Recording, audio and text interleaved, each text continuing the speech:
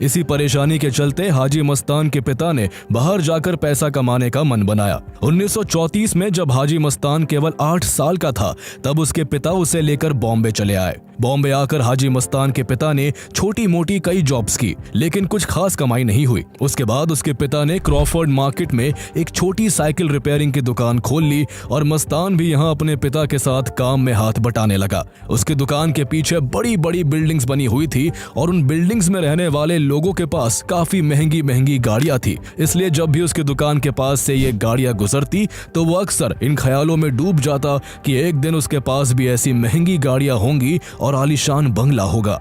लेकिन देखते ही देखते उसे अपने पिता के साथ साइकिल रिपेयरिंग की दुकान पर बैठे 10 साल बीत गए और महंगी गाड़ियां और बंगले तो क्या, मस्तान की जिंदगी अब भी गरीबी की बदनसीबी में लिपटी हुई थी। उनके अपने खर्चे पूरे नहीं हो पाते थे और ऊपर से गांव में परिवार को भी पैसे भेजने पड़ते थे। उस वक्त देश पर अंग्रेजों का कब्जा था, लेकिन देश में आजादी की चिंगारी ज्वाला का रूप ले चुकी थी और बॉम्बे की गलियों में बिजनेस ने अपने पांव पसार लिए थे। देश के अलग अलग हिस्सों से लोग रोजगार की तलाश में बॉम्बे की ओर आ रहे थे। बॉम्बे के साथ देश भी बदल रहा था, लेकिन हाजी मस्तान की जिंदगी वही की वही अटकी हुई थी। गरीबी जरूर थी, लेकिन मस्तान ने इतने सालों में यहाँ कुछ बहुत अच्छे दोस्त बना लिए थे और यही दोस्त उसे एक ऐसी जगह पर लेकर जाने वाले थे जिससे उसकी जिंदगी एकदम से बदलने वाली थी। उससे एक दिन उसके एक दोस्त ने कहा, तू हमारे साथ पोर्ट पर चल और वहां कूली बन जा, वहां ज्यादा कमाई होती है। पहले तो मस्तान ने मना किया, लेकिन फिर तैयार हो गया। इसके बाद हाजी मस्तान बॉम्बे डॉक्स पर कूली बन गया।